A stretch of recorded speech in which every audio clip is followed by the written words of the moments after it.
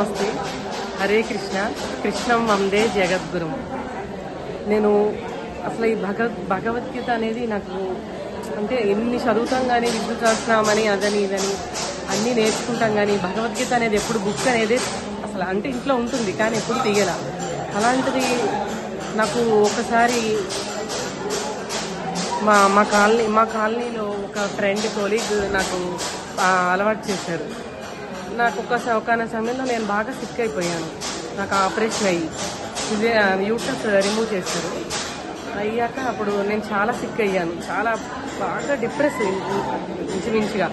అలాంటి సమయంలో ఈ భగవద్గీత నాకు చాలా దగ్గరైందనమాట.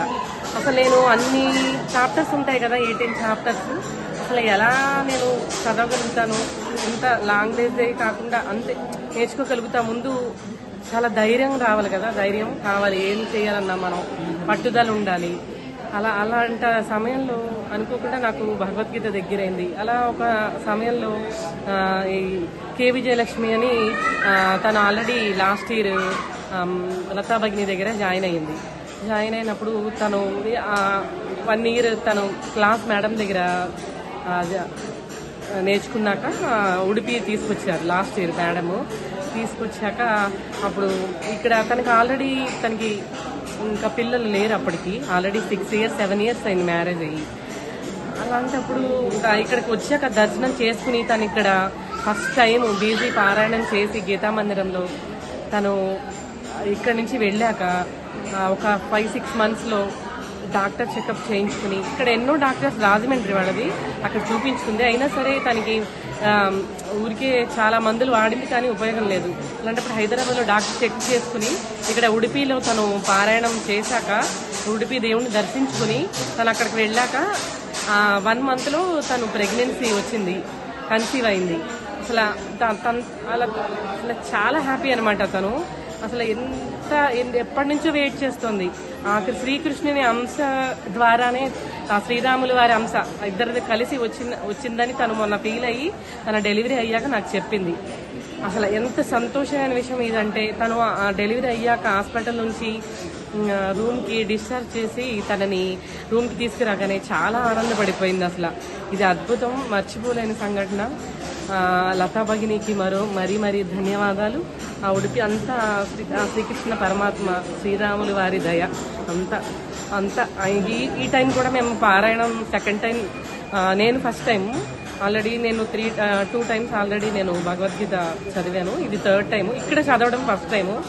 ఇది కూడా ఆ విజయలక్ష్మి ప్రోద్బలమే. కే విజయలక్ష్మి అక్క నువ్వు వెళ్ళాలి. తను ఇప్పుడు ప్రెగ్నెన్సీ, మొన్నే బాపకి డెలివరీ అయింది. తనకి 4 days అయింది. జస్ట్ మా ప్రోగ్రాము అదే మేము ట్రిప్ స్టార్ట్ అయిన ముందు రోజే తన ప్రోగ్రామ్ డెలివరీ అయింది 22nd.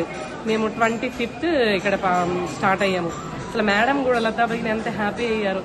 ఇలా ఇక్కడ ఈ ప్రదేశంలో గీతా మందిరంలో మఠాధీశుల వారి ప్లేస్లో నేను ఈ విజయలక్ష్మి గురించి కానీ, నా గురించి కానీ, నా పేరు వీణ అండి, నా గురించి కానీ నేను చెప్పడం అంటే నా గురించి అంటే నా ఎక్స్పీరియన్స్ అనమాట.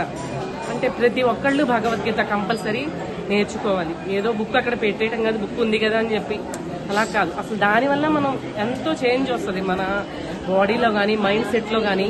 మనం ఎంత కింద స్థాయికి వెళ్ళిపోయినా సరే మళ్ళీ మనల్ని నిలబెట్టేది భగవద్గీతే.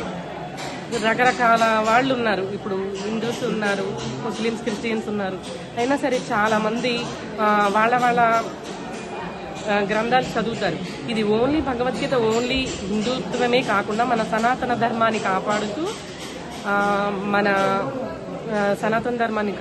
మన అందరూ అంత మంచి కోసం మన పూర్వం నుంచి చెప్పినదే. మన శ్రీకృష్ణ పరమాత్మ అర్జునుడికి ఒక్కళ్ళకే కాదు, మన అందరికీ ఆయన బోధించారు. ఆయన అది మన దృష్టిలో పెట్టుకుని మనం అందరం అసలు మనం ప్రతి శ్లోకం ఏదో చేసామంటే కాదు, ప్రతి శ్లోకానికి మన అర్థం మీనింగ్ తెలుసుకుని మనం ఆచరణలో పెట్టాలి. అప్పుడే నాలాగా విజయలక్ష్మిలాగా మైండ్ చేంజ్ వస్తుంది, బాడీలో చేంజ్ వస్తుంది. మనం ఏదో శరీరం కాదు, మనం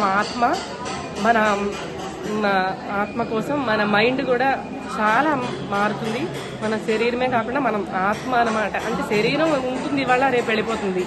ఈరోజు ఈ వస్త్రం వేసుకున్నాం, ఇది రేపు ఉండదు, కొత్త వస్త్రం ధరిస్తాం. అలాగే ఈరోజు మనం శరీరం ఉంటుంది, రేపు ఎలా ఉంటామో తెలియదు, కానీ మన ఆత్మ మట్టికి ఎప్పటికీ ఉంటుంది. అదే శ్రీకృష్ణ పరమాత్మ అర్జునుడికి బోధించి మన సనాతన ధర్మం మనందరం మన ఒక్క హిందువులే కాకుండా అందరూ కూడా భగవద్గీత చదవాలి.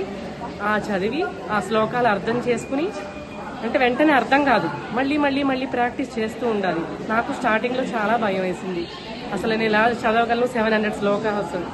ఇప్పుడు చాలా ధైర్యం వచ్చింది, ఏమైనా చేయగలను, మనం అనుకుంటే సాధించగలం, పట్టుదలగా మనం చేయగలం అని నేను, అంటే నాకు ధైర్యం అలా వచ్చింది. Once again thank you Latha భగిని, థ్యాంక్ యూ. జై